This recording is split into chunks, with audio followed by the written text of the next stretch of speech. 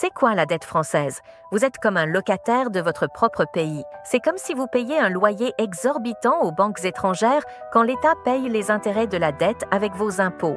Les banques se gavent sur votre dos pendant que votre salaire fond comme neige au soleil. C'est cela la France aujourd'hui. La dette publique est de 3 345 milliards d'euros, 114% du PIB fin 2025. Depuis 8 ans, plus de 1000 milliards de plus. Et surtout pour en faire quoi?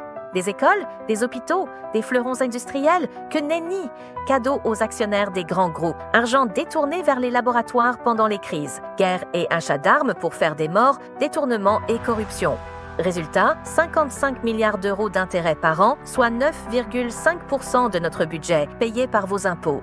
Oui, vous avez bien entendu, quasiment 10% de vos impôts ne paient ni des services publics, ni la redistribution aux plus défavorisés, mais sont gaspillés dans un puits sans fond. Enfin, cet argent n'est pas perdu pour tout le monde. Comme un propriétaire immobilier loue son bâtiment pour obtenir une rente facile, les banques investissent dans la dette en prêtant à l'État et touchent des intérêts juteux. Sans le savoir et sans donner votre consentement, vous devenez locataire de votre propre pays. L'État possède peu d'actifs rentables en face. Immobilier public sous-utilisé, participations comme EDF qui rapportent 2 à 6% maximum. Pas d'équilibre, la plupart des entreprises d'infrastructures rentables ont été vendues à l'étranger ou privatisées, comme les autoroutes et les réseaux téléphoniques par exemple. Et nous, contribuables, comme un irresponsable surendetté qui n'a pas réfléchi à ses dépenses, on finance des dépenses impulsives sans plan de remboursement et on paie les intérêts à vie. Déficit à 5,4% en 2025, austérité qui saigne les services publics, c'est de l'esclavage fiscal. C'est-à-dire que le contribuable n'en aura jamais pour son argent. Fini l'idée d'un service en face d'un impôt, nous aurons de plus en plus d'impôts et de moins en moins de services.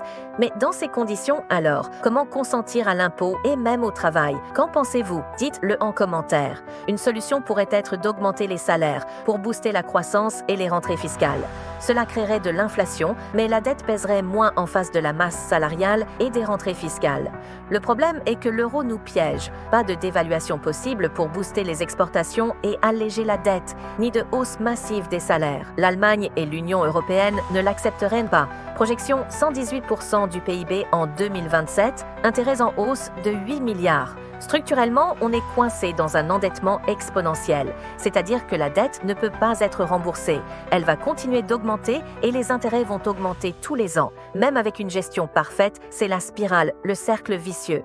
La vérité, c'est que la France a été menée dans un piège financier aux conditions inacceptables. Partagez cette vidéo pour informer largement. La France ne doit pas accepter d'être locataire de sa dette, la France est à nous.